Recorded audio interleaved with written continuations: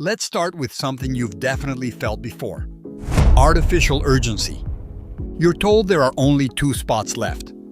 The offer expires tonight. You need to decide now. What's interesting is that in most of these moments, nothing truly urgent is happening. There's no real danger, no immediate consequence. And yet, your body reacts as if there is. Your attention narrows. Your breathing subtly changes. You feel a quiet pressure to act. Even if a minute ago you were perfectly fine waiting, that reaction isn't accidental, it's psychological. When time feels scarce, the brain stops evaluating and starts responding. It moves away from reflection and into action mode. And here's the part most people miss. Real urgency can usually survive a pause. Artificial urgency can't. The moment you slow down, it starts to lose its power. Here's the interesting part. Nothing objectively dangerous is happening. No threat, no real loss, no emergency. But your body reacts as if there is. Your heart rate goes up, your muscles tense slightly, your thinking narrows. And in that moment, something subtle changes. You stop evaluating, and you start reacting. This isn't weakness, it's biology. Your nervous system doesn't ask whether the urgency is real. It only responds to how urgent it feels. And when that happens, calm reasoning quietly steps aside. And that's exactly why this works. Urgency hijacks attention. When something feels time-critical, the brain is pushed out of reflection and into survival mode. Instead of asking, "Is this a good decision?" it starts asking, "How do I make this pressure stop?" That shift is small but powerful. It's the difference between choosing and escaping discomfort. And here's the quiet truth most people don't hear. Real opportunities don't disappear the moment you pause. If something truly matters, it can tolerate reflection. It can survive a few questions. Artificial opportunities can't. They rely on speed, not value. And the moment you slow down, they fade. Once urgency has done its job, something else often takes over. The second trick is social proof. When you're unsure, you instinctively look around. You check what everyone else seems to believe, buy, or agree with. Not because you don't have your own mind, but because uncertainty is uncomfortable. And other people become reference points. Think about a meeting at work. Someone in charge makes a joke that isn't really funny. There's a brief silence. Then a few people laugh. And suddenly, almost everyone does. You might even hear yourself laughing. Not because the joke landed, but because not laughing feels riskier than going along. Everyone laughs. So you laugh too. Not because it's funny, but because not laughing feels uncomfortable. And that moment matters, because it shows something very human. Your brain is wired to follow the group. For most of human history, that instinct kept us safe. If everyone ran, you ran. If everyone stayed quiet, you stayed quiet. Belonging meant survival.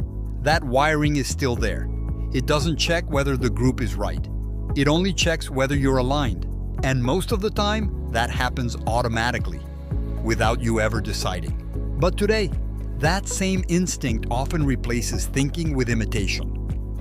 Instead of asking what makes sense, we ask what seems normal. Instead of evaluating, we align. And that's where the confusion happens. Because popular doesn't mean correct. It doesn't mean thoughtful. It doesn't mean true. It only means common. And once you see that difference, you start noticing how often consensus quietly takes the place of choice. The third one is called the foot in the door effect. And it almost always starts small. A harmless request. A coworker asks you to cover a shift just once. You help out. It feels reasonable. Then it happens again. And again. Nothing dramatic is ever said. No big agreement is made. But slowly, something changes. What was once a favor starts to feel expected. You never agreed to that role, but step by step, it formed around you. This works because humans want to feel consistent. Once we say yes, our brain quietly updates the story of who we are. I'm the reliable one. I'm the helpful one. So when the next request comes, Saying no doesn't just feel inconvenient. It feels like breaking an internal rule. And this is important to understand. Awareness doesn't make you selfish. It simply helps you notice when temporary favors are turning into permanent obligations. The fourth trick is emotional labeling. This is when someone tells you how you feel, instead of asking. They don't say, "What's going on for you?" They say, "You're just stressed. You're overthinking this. You're clearly upset." And in that moment, something subtle happens. Your attention turns inward, not to understand yourself, but to check whether they might be right. That brief hesitation is powerful, because instead of trusting your own experience, you start negotiating with someone else's interpretation of it. Emotional labeling doesn't argue with you. It replaces your perspective before you realize it's happened. You're just anxious. You're overreacting. You know you want this. Notice what happens when you hear statements like that. You don't immediately disagree. You pause. And in that pause, your mind hesitates. It starts checking itself. Am I anxious? Am I overreacting? That hesitation creates influence. Because for a brief moment, you're no longer grounded in your own experience. You're evaluating yourself through someone else's frame. And that shift, even when it lasts only seconds, is often enough to steer the outcome. You start questioning your own experience instead of trusting it. And over time, that does something important. It teaches you to look outside yourself for permission to feel what you're already feeling. Healthy communication works very differently. It leaves space for your emotions. It invites them. It doesn't rush to name them.